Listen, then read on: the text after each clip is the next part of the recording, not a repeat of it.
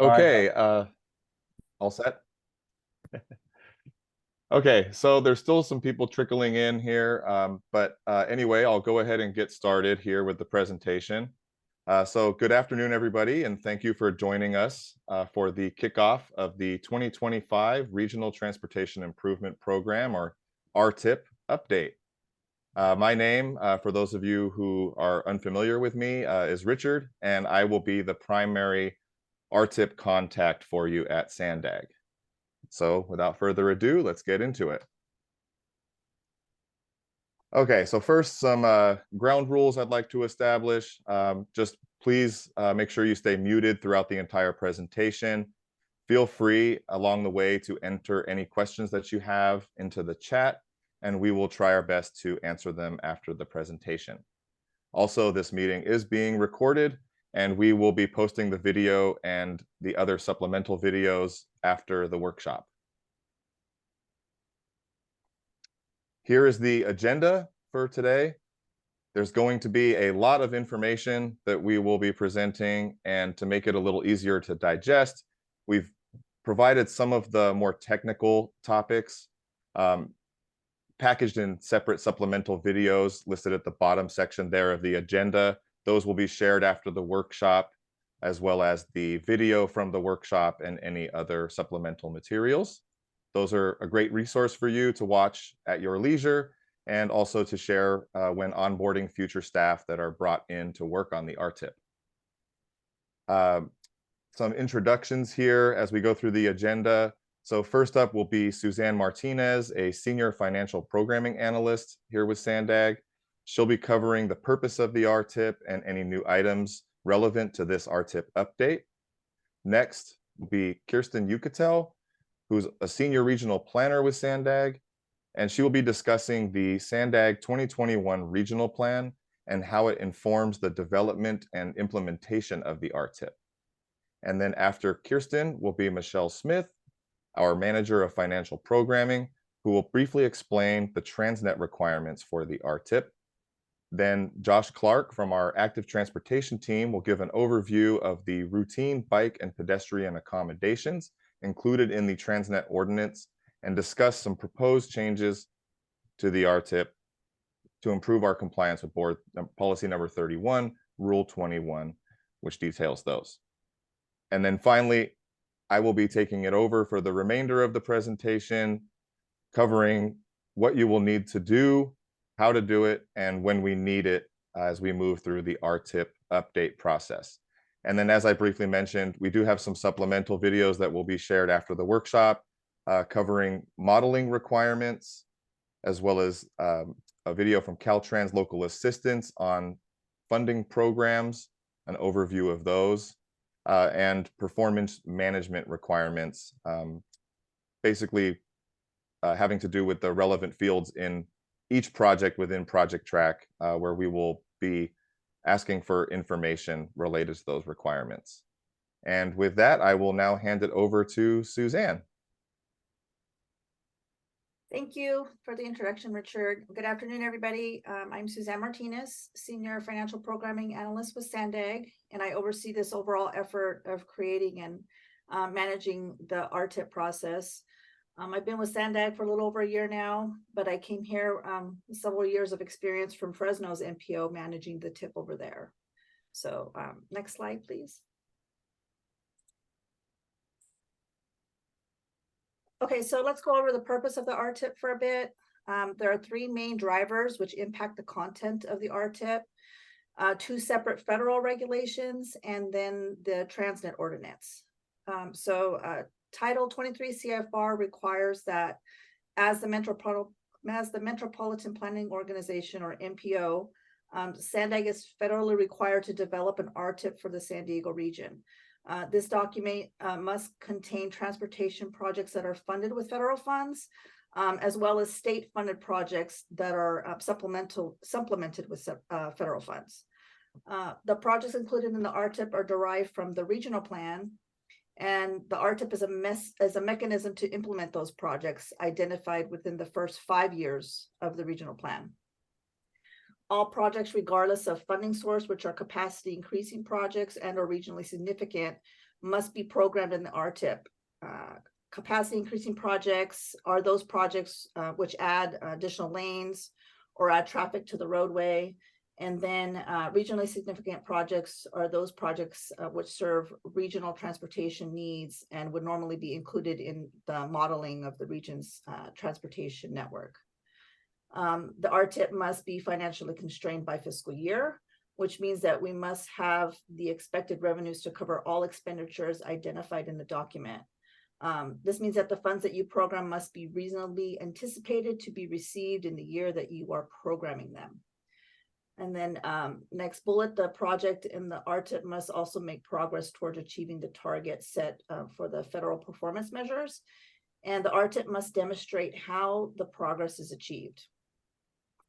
And then as part of the Clean Air Act and Title 40 CFR, the RTIP must conform to certain air quality standards. This means that all capacity increasing projects must be included, as said before, and in the RTIP and modeled in the air quality conformity analysis. Projects such as bike ped projects, safety and operational improvements, they may also be programmed in the RTIP, but they are exempt from air quality analysis.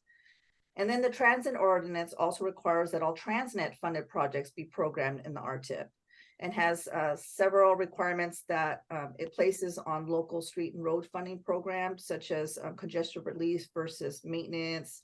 And then there's bike ped requirements, and the resolution, which is required of local agencies, spells out those requirements. And then in addition, we use Project Track as a mechanism to pay Transnet. So therefore, in order for any agency to draw on transit funds, they must be programmed in the biennial element in the RTIP before the agency can request the funds. Next slide. Okay, so to briefly illustrate the difference between the RTP or the regional plan and the RTIP is a 5-year funding program which implements the first 5 years of the regional plan, which is required to cover 20 or more years. The 2025 RTIP will cover fiscal years 2025 through 2030. And by law, we must update the RTIP every 4 years. However, the state of California updates on a 2-year cycle to provide more flexibility in moving funding throughout the TIP period. And then the RTIP is required to implement the projects in the currently approved regional plan. And those projects must be consistent in scope, schedule, and cost with the regional plan. And occasionally, SANDAG will amend the RTIP to bring it in line with the current regional plan. Next slide. Okay, so the RTIP is a regional document.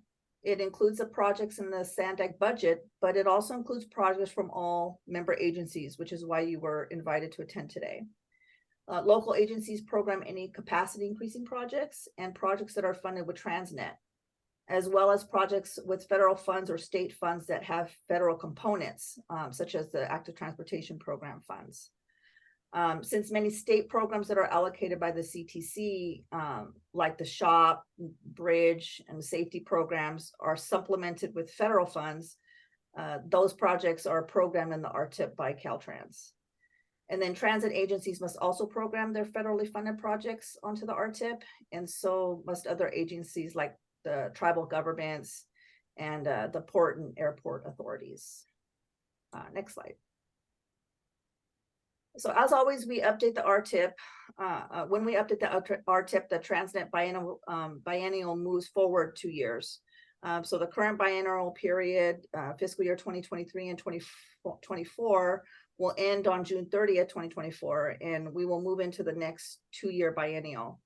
So any Transnet funds not drawn prior to that date will become carryover and will need to be programmed in a current year. And then finally, the question everybody always asks is, when will we get the revised short-term transit forecasts? And that will be today. So next slide. Okay, so here's the things that you really want to know. The draft revenues are available today and are scheduled for board approval on February 23rd. You can program these transit funds in the next 2023 RTIP amendment. And if not, any funds that have not been drawn down will be added to carryover for the 2025 RTIP.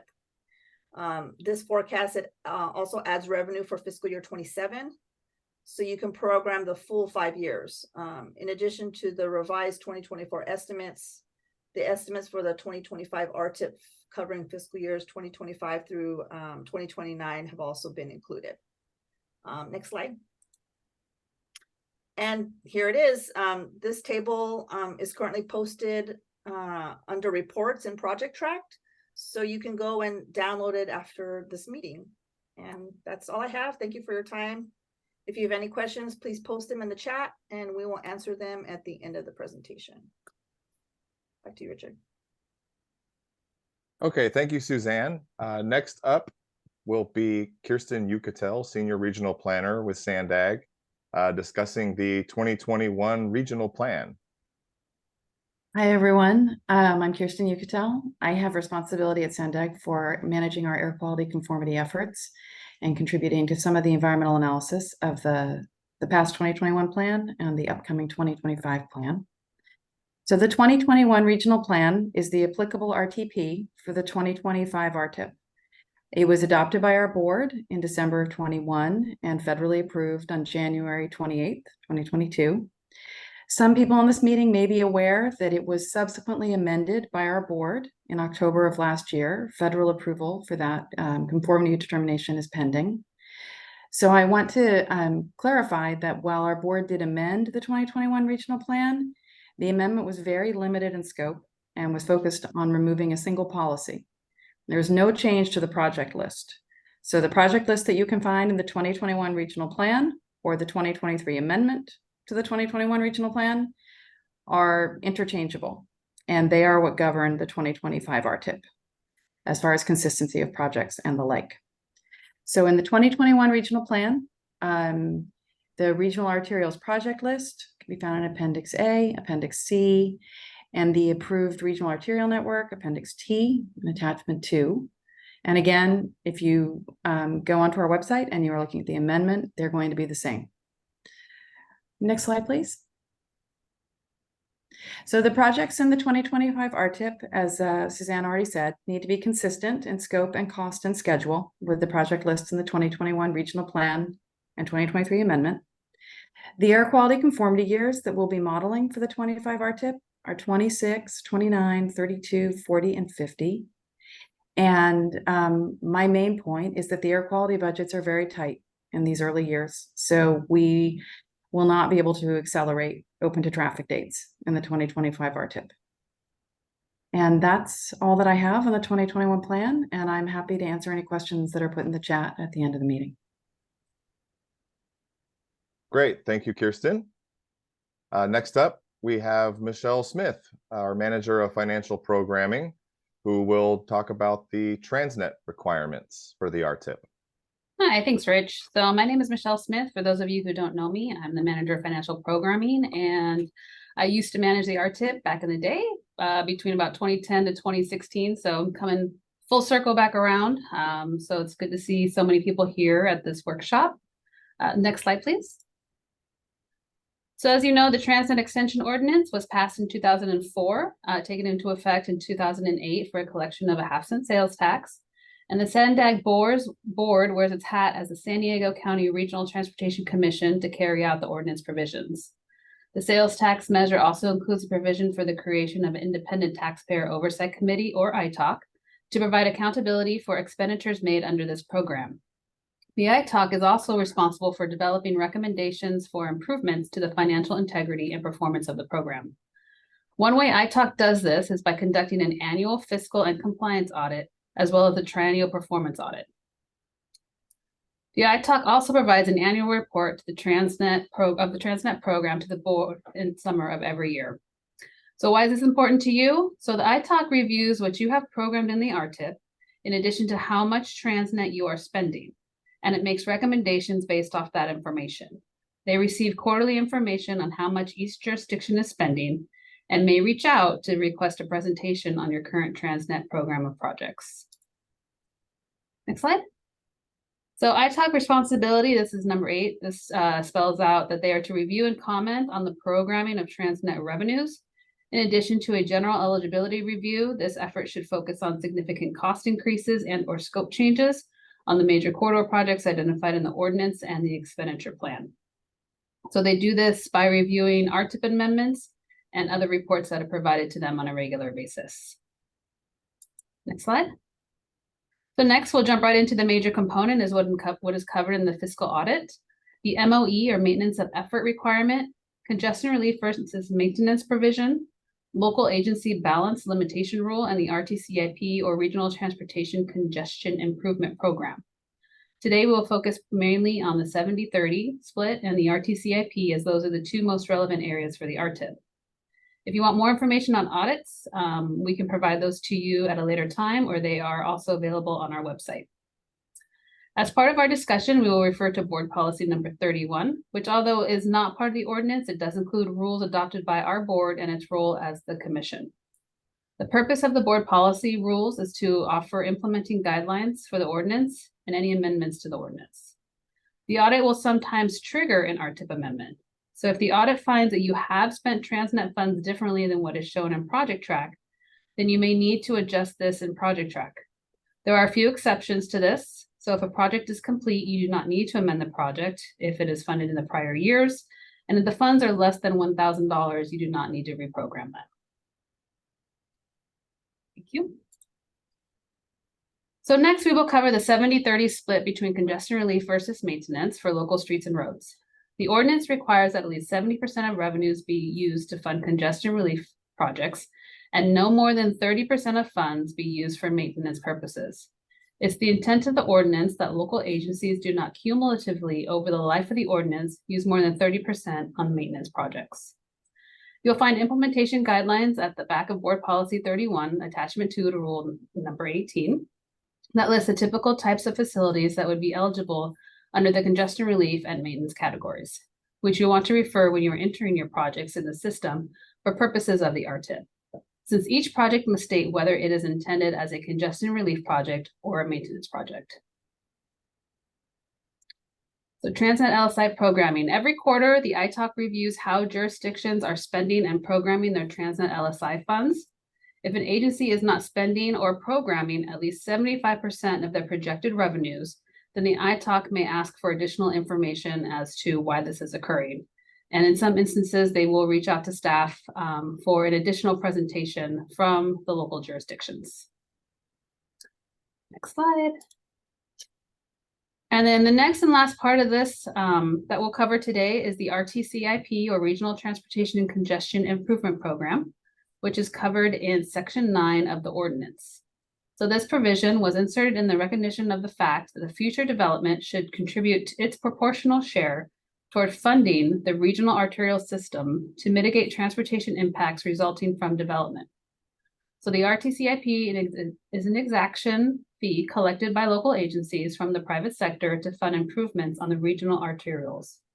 This fee is adjusted annually at a minimum of 2% or based on Caltrans and ENRC-CI.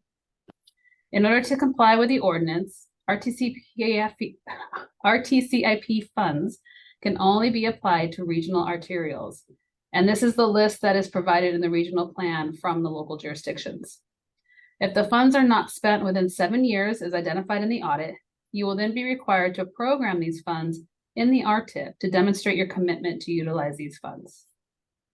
And that is the end of my presentation, and I will answer any questions when they arise. Thank you. Awesome. Thank you, Michelle. Well, we're moving right along here. Next up, we have Josh Clark from our active transportation team to talk about the Transnet bike ped requirements. Thanks. Hi, everyone.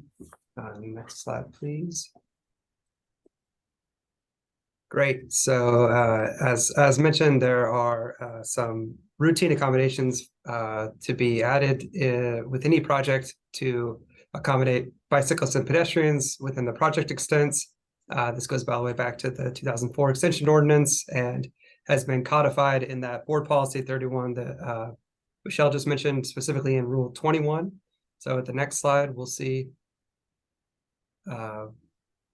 where and how this is applied. So there are different contexts and facility types for bicycle measures and pedestrian measures that very much just relate to the functional class of a roadway as the prime example, and have differentiations between urban and rural. So this Rule 21 was adopted in 2008. And we'll go to the next slide. We have been asked to ensure compliance with a very careful review of the 2008 routine accommodations of bikes and pedestrians in Transnet funded projects. So in doing so, Project Track has been set up to allow you to input appropriately where bike and pedestrian measures and active transportation type projects are being inputted. And then what is extremely helpful for us are plan sets. So the latest designs are construction drawings for us to review against the Rule 21 measures. Next slide. Excellent. This is the requirements to exclude the bicycle and pedestrian provisions require there's an exclusion process which includes a presentation to ITALK and some documentation, but we've seen that most projects are certainly in compliance, though again this is something that we will be reviewing closely, and if one is not, then we'll be working with you to process the exclusion. Next slide. So the adequate measures, those bicycle and pedestrian provisions, there is a reference to the Ryan to 2050-2009 regional bike plan, cover shown here with a link. And my recommendation, if you haven't already familiarized yourself with it, is to look specifically at the Rule 21 language. It's about 6 PDF pages, and there's a link here to the Rule 21 specifically. In Board Policy 31, don't hesitate to reach out with questions, and I'll be around to answer any here as well. Thanks. Awesome. Thank you so much, Josh, and thank you to all the previous presenters. Looks like I'm taking us through the rest of the way here myself. All right, so now let's get into the fun stuff, the stuff for the 2025 update process. So as slightly touched on before, any projects which receive federal or state funding are required to be programmed in the RTIP. And this includes all projects funded with federal grants and any state program that is supplemented with federal funds. Also remember that all federal funds must be programmed in the year and phase in which you plan to obligate the funds, accompanied with their local matching funds. If they are not programmed in the year of obligation, then you will not be able to access the funds. Local assistance will cover this in more detail in their supplemental video. Any project which is defined as a regionally significant project must be included in the RTIP, and all capacity increasing projects must be included regardless of funding source. All Transnet funded projects must be included in the RTIP per the ordinance. And please remember that all Transnet funded projects that are submitted must be accompanied by a signed council resolution, the template for which will be posted on the RTIP webpage and distributed in an email following the workshop. The next couple of slides here highlight some things that you can and cannot do during the adoption of the 2025 RTIP. We do want you to update your 5-year Transnet programming, but remember that the 5 years of this RTIP are fiscal years 25 through 29. So you'll want to make full use of the updated revenues that are available in Project Track. However, updates to fiscal years 2023 and 2024 should be limited solely to reconciling the programming to match the payments for those years, which I'll talk about shortly. If you need more funds in fiscal year 24 prior to the end of the year, please program them in the next 2023 RTIP amendment. And if you have any questions about when that will be, feel free to reach out to me. Also, feel free to add other fund sources, but also keep in mind the guidelines for programming state and federal funds. State and federal funds are programmed in the year that they are allocated for state funds or obligated for federal funds, and cannot be accessed if they are programmed beyond fiscal year 2028. Adequate local match by fund type must also be programmed in the same year as the state or federal funds. If a state or federally funded project has been delayed and the California Transportation Commission, or CTC, has granted a time extension, please do not forget to move your funds to the correct year. And also, please let us know the CTC meeting when that action occurred, and include that in the narrative when changing a project, or go ahead and upload the agenda item. Also, if any projects are to be marked as complete or need to be deleted, those are things that can be done in the adoption. Here are some things not to do during the RTIP update. You do not want to add new funding in fiscal years 23 or 24. And like I mentioned previously, fiscal year 2023 should only be changed if you're reconciling the programming to match the payments. Do not add new non-exempt projects unless they are in the regional plan or they are not on a regional arterial. And please do not change the scope for non-exempt projects unless the changes are consistent with the regional plan. And we please ask that you check with us on those. Now, here is a very high-level overview of the adoption process. Project Track is now open for entry, and the recent revenue estimates have been added to Project Track. As of today, I will be sending out a letter with much more detail on the opening of the adoption and the dates, as well as some relevant attachments that include information about capacity increasing versus non-capacity increasing projects, etc. And a copy of the adoption resolution template that you will need to use will be provided as well. Please note that this schedule here includes a 30-day public comment period in the July-August timeframe. And since our board will be dark in August, we will not go to the board until the September meeting on September 13th, where we will hold the public hearing. And then the SANDAG board will then be asked to adopt the 2025 RTIP on September 27th.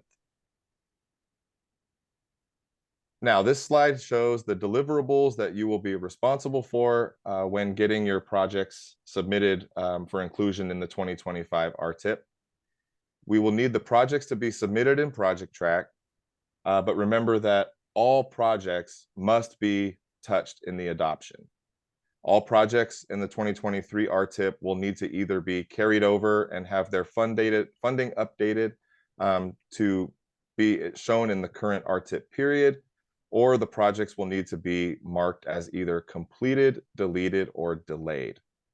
We will also need a signed council resolution, as well as any backup listings for grouped projects, project plans for bike ped accommodation, and for the questions within the performance measures tab within each project to be completed. And I'll discuss those further in a minute.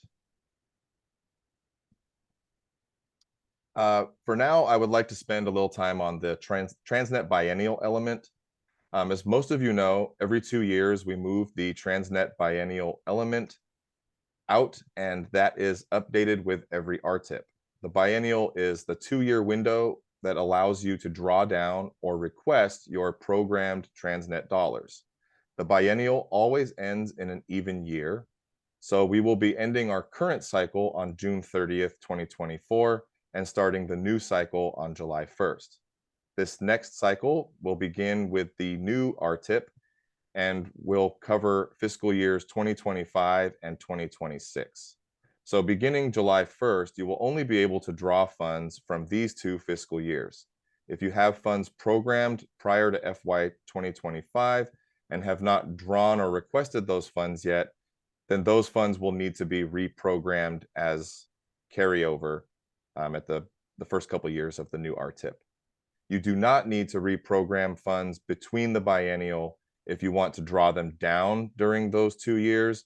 For example, you can draw fiscal year 25 funds in 26 and vice versa.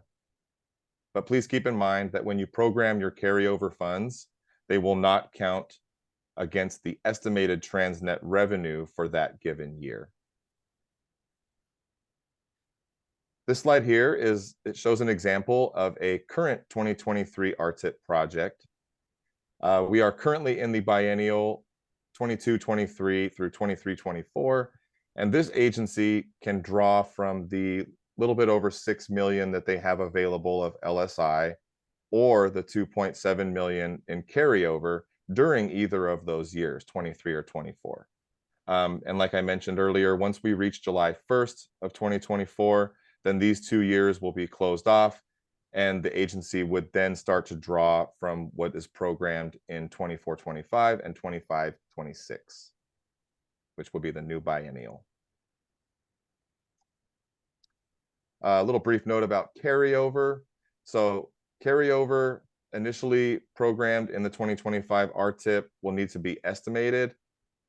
However, like last go around, we should be receiving from finance actual carryover estimates closer to the end of the fiscal year, and we will share those with all the agencies to make sure that you can update your 25 RTIP programming and the biennial there to make sure that you make the best use of the available carryover. We do encourage agencies to program carryover and draw from carryover first before using their current LSI. So that's a little tidbit there that we like to encourage agencies to do. There will be a slight overlap between the 2023 RTIP and the 2025 RTIP, since the new RTIP will not be adopted by our board until September. And until the 2025 RTIP is federally approved, the 2023 RTIP will continue and program funds will still be available. But once federal approval happens, the 2023 RTIP will be replaced by the 2025 RTIP. And we anticipate federal approval sometime mid-December of 2024. New Transnet funds will be available to draw once the SANDAG board adopts the 2025 RTIP, so right at the end of September. Any new federal funds in the 4-year period will need to wait for the federal approval that we expect in mid-December. August payments requests can draw from the new biennial, but you need to be careful not to draw more than you have programmed in those first 2 years of the 25 RTIP.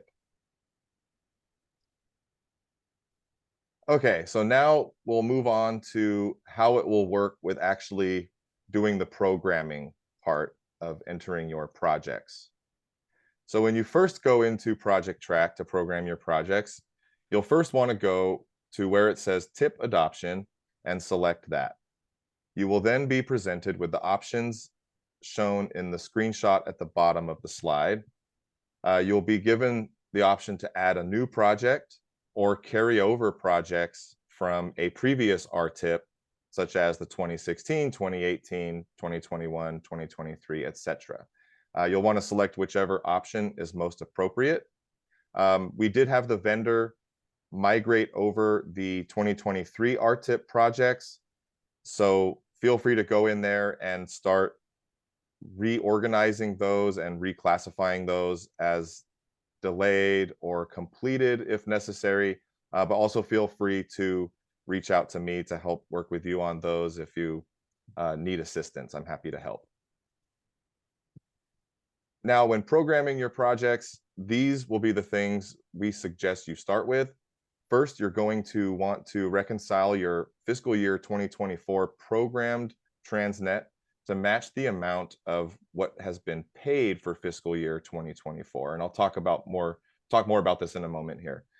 Next, you'll program Transnet based on the revenue estimates that are currently in Project Track. And then you'll want to check the project description and make sure that it's up to date and updated if necessary. We also ask that you please upload a copy of the backup street list if the project includes multiple locations. Then you will need to complete the outcome output section that is housed within the Transnet LSI section. This information gets compiled into a report that I will talk about in a few slides. You will then want to select an appropriate change reason from the drop-down menu. We ask that you please do not use the other option when providing a change reason, since the most frequently used selections are already offered in the drop-down. And then you will want to complete the narrative section, and just know that the more detail and the more context you provide here, the better, and it will help mitigate the need for us to reach out to you with questions from elected officials or ITALK members, because it will give us the answer and have it very handy in Project Track for us to get. For reconciling payments, so we're just starting the 2025 RTIP process. So I'm using a previous fiscal year here for the example, but basically what you need to do is you need to compare the total LSI programmed for a fiscal year against the payments made in that year. And this information will be in the payment tab. And if necessary, you'll need to update the programmed Transnet amount to match the total amount paid. And this would be the case for fiscal years 24 or 23. If you do anticipate needing to draw additional funds for 24, then you could leave some capacity there and have the programmed amount be higher than the payment amount, leaving yourself some room to still draw down the remainder of those funds. Here is what it looks like within the payment tab. And basically you can see here that for fiscal year 2021, the payment amount is 10.3 million, and the programmed amount matches. So the amount difference column on the right has been zeroed out, which indicates that it has been reconciled. And that's what we are going to be hoping to see on your projects when they're getting submitted. Now for the outcome output report. This report is a result of the ITALK Triennial Performance Audit, and it is used as a tracking mechanism for Transnet-funded projects. It was first implemented in the 2016 RTIP and is updated every 2 years with each biennial. The data is collected with every biennial RTIP update and then consolidated into a report that summarizes the planned investments for the region.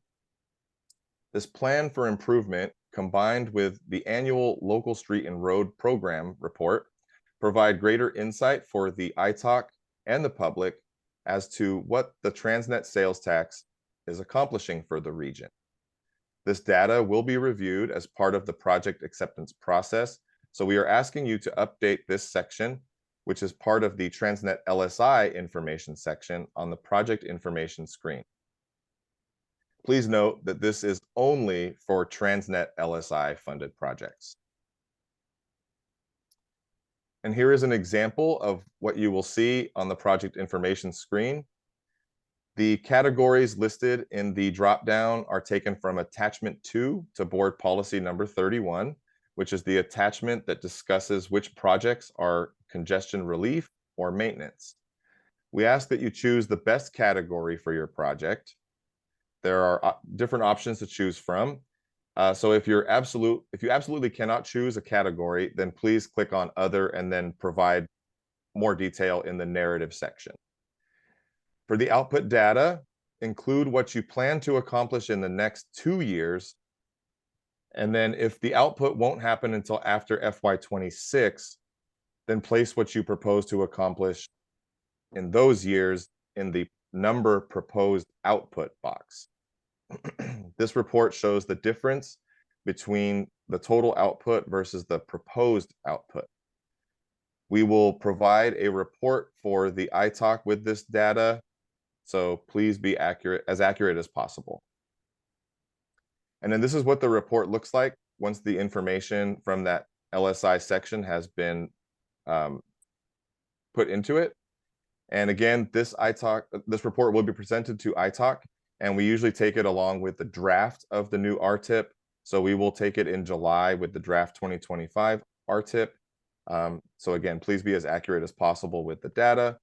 And from this example of the report, you can see that during the 2023 RTIP update, we planned to lay or widen almost 34,000 feet of new sidewalks and overlay pavement on 391 miles of roadway in the region. And these numbers are totals that are made up of the values entered in for different projects across the different agencies. So this is not just one agency's proposed output here that's shown. Now, what we will be looking for when we're reviewing projects, the first thing will be we're going to run the Transnet revenue versus programmed report, which will help us determine whether the submitted projects are fiscally constrained against your available Transnet revenues. It's important to note there can be no negatives in the biennial, and the total for the 5 years cannot be negative either. Next, we'll check the project information to see that there is enough information, like a title consistent with the project description and or type, and that the project limits are specified. We'll also check to see whether the appropriate capacity increasing or exempt category has been selected, and whether the Transnet bike ped section is complete. This ensures compliance with rule number 21, found in board policy number 31 of the Transnet ordinance. And if the selected answer is no to this question, then we ask that you please provide an explanation. For yes, please answer the bike ped question in the Performance Measures tab and upload drawings that illustrate the accommodations. And also please note that this is only for Transnet projects. For capacity increasing projects, we will review diagrams for air quality conformity, verify the open to traffic dates with conformity dates, and confirm the project with the regional plan. And finally, we will check that the regional arterial information has been indicated in the Project IDs tab, if applicable. We will also verify that the safety and project on NHS in the performance management section have been completed correctly. We will also check that in the Transnet LSI section, that the correct category has been selected to show either congestion relief or maintenance, and that the outcome output section is complete. We will review the funding and make sure that federal and or state funds are programmed in the year and phase of approved listing or CTC authorization. We'll make sure that the match is programmed correctly by year and phase. We'll make sure that toll credits are programmed if authorized. And it's important to note that toll credits are not the same as toll funds. They are a funding source that can be programmed in place of a local match for federal funds. We will also make sure that Transnet programmed in FY24 has been reconciled to match the payments, and that the anticipated FY25 draw has been programmed. And if you're programming RTCIP funding, then the project must be a regional arterial project. We will also look at the change reason to make sure that it reflects the changes that were made, and we'll check the narrative to make sure it is highly descriptive, and then check the programming to make sure it makes sense for any projects that are being marked as complete, deleted, or delayed. Now onto the Performance Measures tab. The Performance Measures tab contains 3 sections that each have their own respective questions. The 3 sections cover performance management, social equity, and bike ped routine accommodation. The first 2 sections must be addressed for all submitted projects, while the bike ped routine accommodation section is only for local agency bike ped projects. In order to meet some of the federal requirements and audit requirements for the RTIP, we added this Performance Measures tab to Project Track so that we could collect more information about each project. When you click into the Performance Measures tab, you will be presented with a list of the 3 available sections. In this example, I have selected the Performance Management section. And if you notice that when you select a section, the area below the selection field populates with the appropriate heading and question prompts. In this example, I've selected the Social Equity section, and you can see that the area below the selection field has been populated with the fields related to social equity. You can check all 3 sections and have them all expanded at once, or you can work in each one at a time.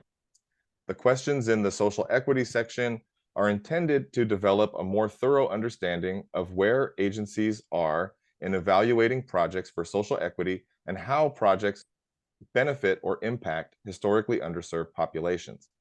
The social equity section was something we added in the 2023 RTIP update, and it previously included just the first 2 questions, but we have since added a few more questions, so if you can answer them as best you can, it will be greatly appreciated. There's a save button at the bottom of the screen, which you can't quite see in this screenshot, but you will want to use the save button to save any updates you've made to the sections within this tab. And then here's a few ways that you can help us and maybe earn some SANDAG bonus points. You can submit your projects early. We have a limited time to review hundreds of projects, including ones that we program for ourselves. You can provide complete and accurate data. An informative change reason or having programming balance to the revenue goes a long way. Uploading documents is a great way to provide backup and supplemental information for your projects. Examples of these documents would be street lists, diagrams, bike ped drawings, things of that nature. Not resolutions, though. Those need to be uploaded into the agency documents section within Project Track. Okay, and here are some existing grouped project listings. These are listings where local agency projects are currently grouped. SANDAG assigns the groupings based on the categories shown here. And you'll want to note that you will not find an individual project in the RTIP if it is part of a group listing, but it will be in Project Track. We are considering trying to work with agencies to consider maybe grouping more projects just to maybe slim down the number of projects, number of Transnet projects, particularly that are programmed in the RTIP. But this is a future discussion that we may try and have with agencies. And here, this is a tentative schedule for the upcoming 2025 RTIP amendments. And this schedule will also be posted to the RTIP webpage. We plan to open the first amendment to the 2025 RTIP in October 2024 with expected approval in January 2025. And we will then process quarterly formal amendments from then on. This is a slight change from having the staggered schedule with a formal amendment and then an admin and then another formal. We will continue to process admin amendments, also known as administrative modifications, but we are trying to switch over to an as-needed basis for those. And here is a link to the RTIP webpage on the SANDAG website, as well as the link for the Project Track login page. Please visit this page if you need to establish a new Project Track account.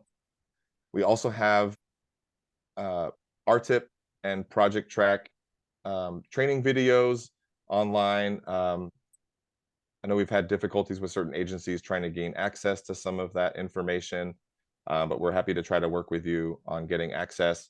Those are on our SANDAG SharePoint site.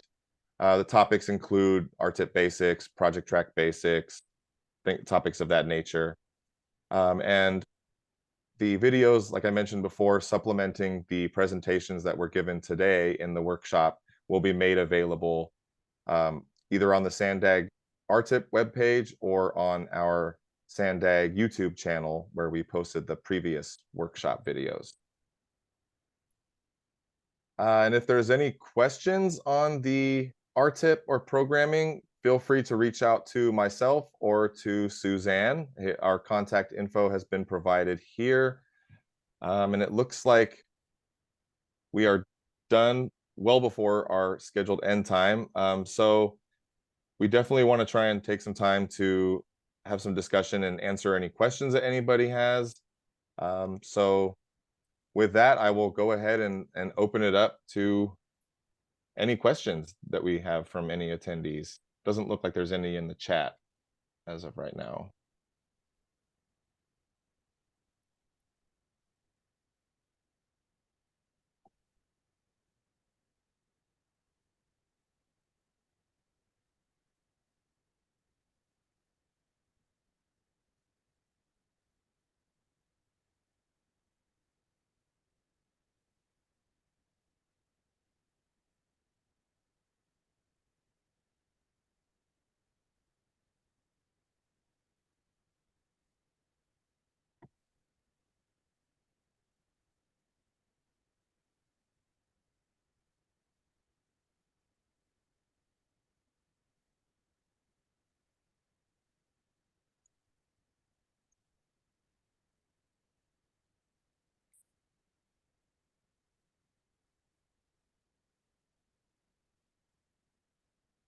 Okay, well, last call. If there's no other questions, everyone gets an hour back of their day.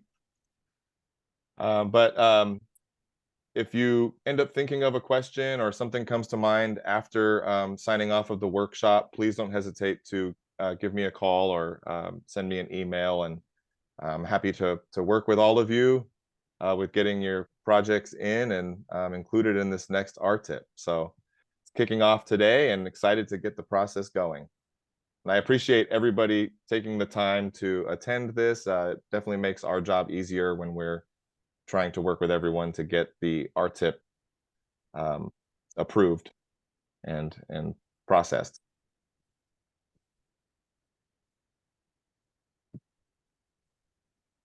All right, thanks, Rich. Appreciate it. Okay, thank you, everybody. Very much. Thank you. Thank Thank you. you.